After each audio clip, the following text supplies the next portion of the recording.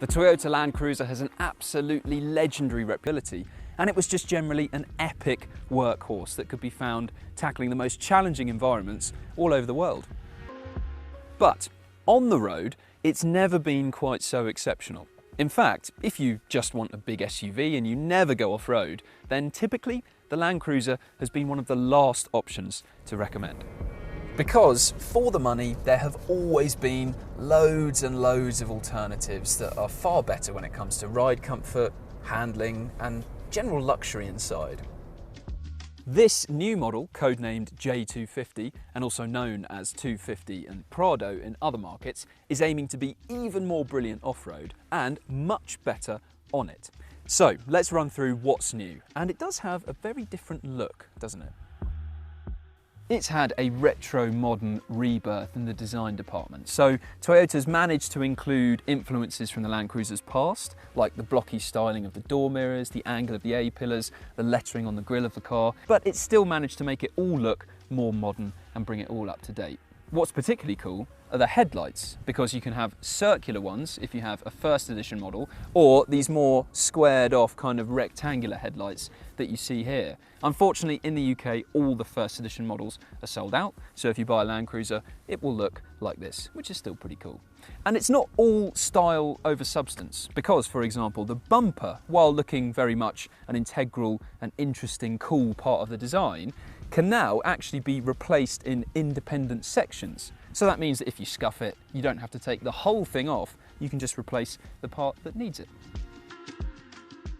The windscreen is more upright than it was before. The edges of the bonnet have also been raised, and this side window line is 30mm lower than it was before. All of which is done to help improve visibility and make it even easier to judge the dimensions of the Land Cruiser from behind the wheel. Speaking of the wheels, in the UK, every Land Cruiser will come with 20-inch alloys, and the tyres that you get will either be Dunlop or Yokohama all-terrains. If you want some crazy off-road focused tyres, then you'll have to add them yourself, because Toyota won't be providing anything like that on the options list.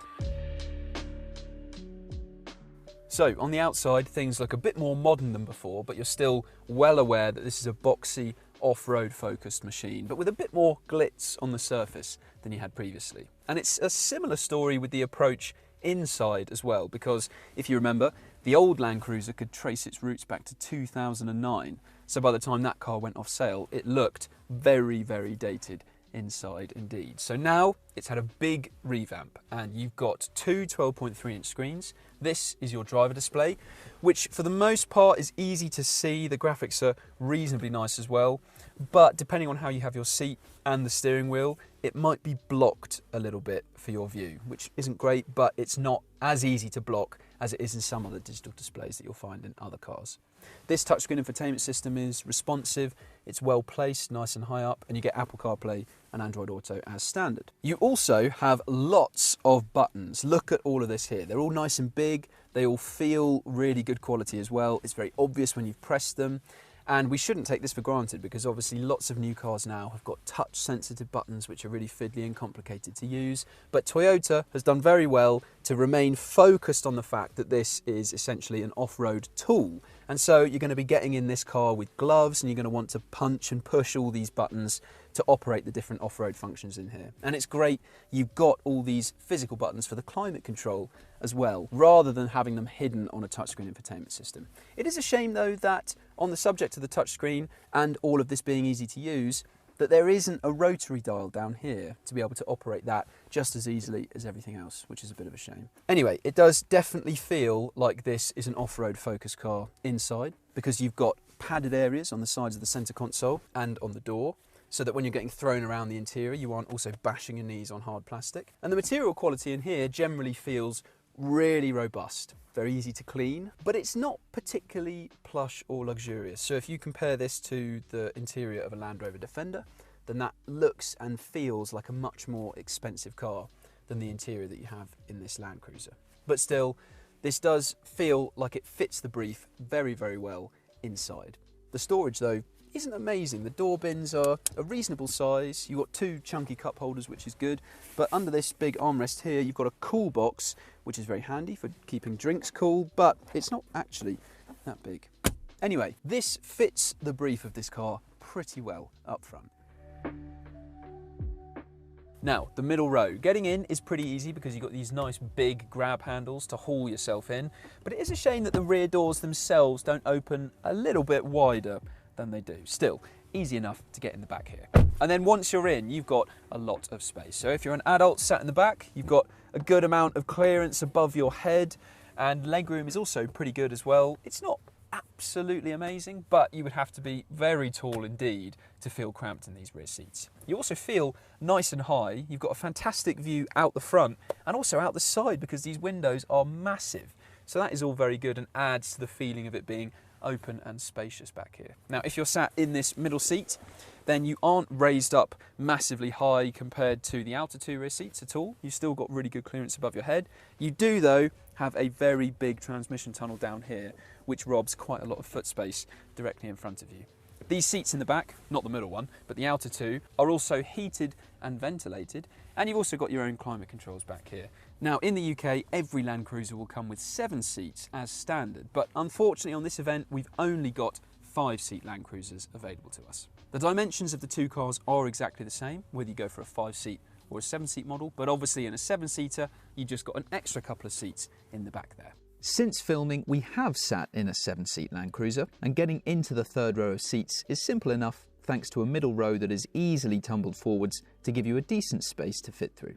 And once you're there, a couple of adults can sit in that third row with decent legroom, but headroom is fairly limited. A 7-seat Land Rover Defender 110 is ultimately more generous in the very back. But what about the boot? There's a lot that's different compared to the old car. So whereas the old Land Cruiser was side hinged, so you'd open it like a door, which wasn't very practical at all in tight spaces, but now you've got a much more conventional top hinge and it opens electrically, and you can also access the boot by lifting up the glass here, which is very handy indeed. Another difference is the fact that you can't option a full-size spare wheel to sit on the back of the boot, which used to look pretty cool. Unfortunately, you can't have that anymore, but you still can get a full-size spare, and the good news is it's not just thrown in the boot taking up loads of space, it is underslung, which is nice and efficient. In a 7-seat model with the third row down, you get 566 litres of storage. You obviously get a lot less than that with all 7 seats in place, and generally the space that you have back here is pretty decent. And there's also nice big bright windows in the back that let in a lot of light. There isn't though much in the way of underfloor storage. If you do want more space than this though, you can take the parcel shelf out. Typically these days, most SUVs on the road have an all-in-one or monocoque design, which is very different from this. And typically those rivals and alternatives are more sophisticated, they're more comfortable on the road. But the reason body on frame is so good for off-roading is because it's much more durable and robust. Now the old Land Cruiser had this same setup, but what's different for this 5th generation model is the fact that the chassis is 50% more rigid, the overall body-on-frame assembly is 30% stiffer, and there's now 11.9 metres of structural adhesive in this platform as well. All of which means it's very strong for off-roading. Now there's also a lot of off-road gizmos inside, as you'd expect. So you have a low-range gearbox, you've got a central and a rear locking differential. You can't get a front locking diff, but what you do have is a front anti-roll bar that you can completely disconnect to give you 20% more axle articulation at the front. So that is very impressive. There's also lots of drive modes, as you'd expect, for mud, snow, sand and things like that. And there's a new low-speed kind of cruise control, which works as your hill descent control, but it can also take you over rocky terrain at a certain speed. It can take you uphill at a certain speed. It even works in reverse. And you can adjust the speed that you're going using this dial here. Now let's start on the road before we go off it. And this diesel engine, as we've said, is very similar to the old one. And that means that it is pretty gruff and coarse sounding. It doesn't feel particularly smooth or sophisticated, but it does what it needs to. And that is offering a towing capacity of up to 3,500 kilograms. And interestingly, yes, it does have that new smaller turbocharger, but this is actually about half a second slower from 0 to 62 miles an hour than the old car. Because yes, the engine has been tweaked slightly, but this is a slightly bigger car than the previous Land Cruiser, and because of the adjustments to the platform, it's also heavier as well. Now, onto ride comfort, and to be honest, this perhaps is a little better than the previous car, but it is still not really anything that's going to trouble luxury SUVs that cost a similar amount of money to this. It just generally feels quite unsettled, even over smooth surfaces. It very easily picks up on slight imperfections, and you have a lot of shudders through the car as well.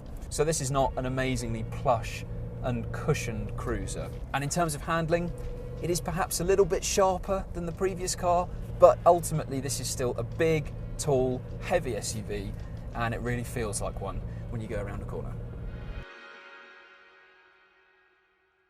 Toyota laid on an off-road route for us in the Atlas Mountains of Morocco, which wasn't the most challenging course in the world, but did perfectly illustrate, in the dry at least, that with everything in auto and an idiot behind the wheel, awesome, the new Land Cruiser can still haul itself through pretty much anything you'd reasonably expect to encounter off the beaten track. We also spent many miles driving along bumpy dirt tracks, and while this isn't the most comfortable car on a smooth motorway, it is an amazingly forgiving ride when travelling at speed over rocky terrain.